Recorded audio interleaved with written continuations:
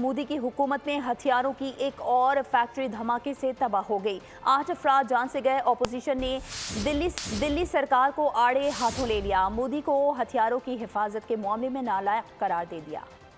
मोदी सरकार की नाअहली का एक और वाकया। भारतीय रियासत महाराष्ट्र की हथियार साज ऑर्डिनेंस फैक्ट्री में हौलनाक धमाका हो गया। कई अफराद की जान चली गई। वाकया जिला भंडरा के इलाके जवाहिर नगर में पेश आया। धमाका असलहा साज फैक्ट्री के सेशन में सुबह 10:30 बजे हुआ। मकामी लोगों के मुताबिक धमाका इतना शदीद था कि इसकी आवाज 5 किलोमीटर दूर तक सुनी गई। धमाके से बहुत से अफराद जख्मी भी हुए। अपोजिशन रहनुमाओं ने इस हादसे को मोदी सरकार की नाकामी करार दे दिया। हथियारों की हैंडलिंग और हिफाजती मयार को यकीनी बनाने में भारतीय नाअहली माजी के मुख्तलिफ वाक़यात से साबित हो चुकी है। अक्टूबर 2024 में भारतीय रियासत मध्य प्रदेश में वाक़ई ऑर्डिनेंस फैक्ट्री में खौफनाक धमाका हुआ था। कई लोग हलाक और जख्मी हुए थे। भारतीय फौज की नाअहली और गैर पेशा वाराना रवैये के बायस एम्यूनेशन और हथियारों की जगह पर आए रोज हादसा दूरमा होते रहते हैं।